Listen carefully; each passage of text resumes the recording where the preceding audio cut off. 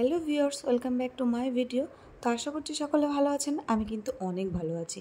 তো আজকে একটা মজাদার ভিডিও নিয়ে চলে এসেছি। ভিডিওটা স্কিপ করবেন না, পুরোটা দেখুন। আশা করছি আপনাদের ভালো লাগবে। শাড়ি পরে শাড়ি কোথায় পাবো?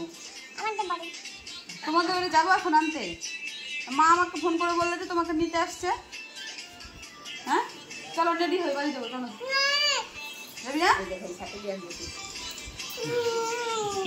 তো পাকা বুড়ি তো কোনো মতেই বাড়ি যেতে চায় না। যাই হোক, ওটা ওর সঙ্গে মজা করছিলাম।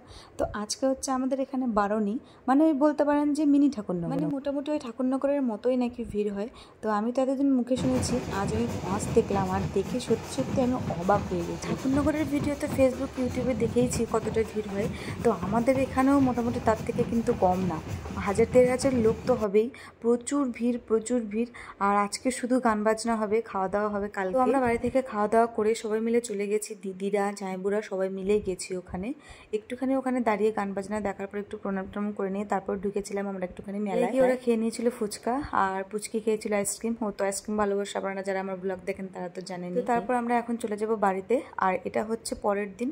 তো পরের দিন কাদামাটি হয়েছিল। কাদামাটিতে আমি যদিও যেতে পারিনি, একটুখানি প্রবলেম হয়ে গেছিলো। কাদামাটিতেও বিশাল বিশাল বিশাল আনন্দ হয়। তো কাদামাটি হওয়ার পর এটা হচ্ছে বিকালের ফুটেজ। তো আমরা গেছি এখন একটুখানি প্রসাদ খাবো ওই জন্য। তো খিচুড়ি দেয় এখানে। গান বাজনা তো শেষ হয়ে গেছে, তারপর কাদামাটি হয়েছে, তারপর প্রসাদ দিচ্ছে। তো মোটামুটি যেগুলো দল এসছিল সবাই মোটামুটি চলে গেছে বাড়িতে। ভিড় অনেকটাই কমে গেছে। আমরা এসেছি বিকালের দিকে, আর এখানে সবাই খেতে বসেছি। সত্যি কথা বলতে খিচুড়িটা না প্রচুর টেস্টি হয়। আর আমাদের এখানে কারা কারা এসছেন বারণীতে সেটা কিন্তু আমাকে কমেন্ট করে অবশ্যই জানাবেন। জায়গা থেকে আমাদের এখানে বারণীতে লোক আসে আশ্রমপুরে। তো আমাদের এখানকার একটা ফেমাস মানে উৎসব বলতে পারেন বারণী। তো সবাই মানে যে যেখানে থাকুক না কেন বারণীর সময় সবাই এখানে চলে আসে। মানে বাঙালির যেমন দুর্গাপুজো হয়, আমাদের আশ্রমপুরের তেমন বারণী বলতে পারেন। কি খাচ্ছ তুমি? হ্যাঁ না ঠিক করে বলো। কই দেখাও তো কেমন খেয়েছো, দেখাও তো, ক্যামেরাতে দেখাও। আর ওই যে ওইটা দেখাও, ওইটা ওইটা এই ক্যামেরায় দেখাও, ক্যামেরায়। তোমার তরমুজ খেতে ভালো লাগে? তাহলে বাবা এখন তোমাকে নিতে আসতে যাচ্ছে যে? হ্যাঁ বাবা 10টা তরমুজ কিনে রেখেছে বাড়ি। এত বড় দেখ, এত বড়। যাবা বাড়ি যাবা? মুখে কি ওরে, মার বাবা তো পাহাড় থেকে চলে এসছে, আর এসে বলছে কি টিয়ার জন্য খুব মনটা খারাপ করছে, একটু টিয়াকে নিয়ে আসি। যাবা না? তাহলে এখানে থাকলে তো বিয়ে করতে হবে। তুমি কাকে বিয়ে করবা?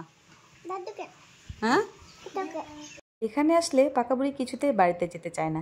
আর জানেন তো, এখানে কিন্তু পাকা বুড়ি অনেকগুলো বন্ধুও বানিয়ে ফেলেছে, ওদের সঙ্গে সারাক্ষণ খেলে। আর সবাইকে বলে এটা নাকি ওরও শ্বশুরবাড়ি।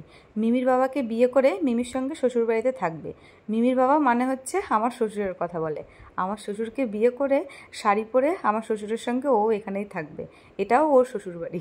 বিয়ে করে শাড়ি পরে রান্না করবে, তারপর খেতে দেবে, ঝাড় দেবে। পাকা বুড়ি এগুলোও পাকা পাকা কথা বলে। তো যাই হোক, এটাই ছিল মিনি ব্লগ।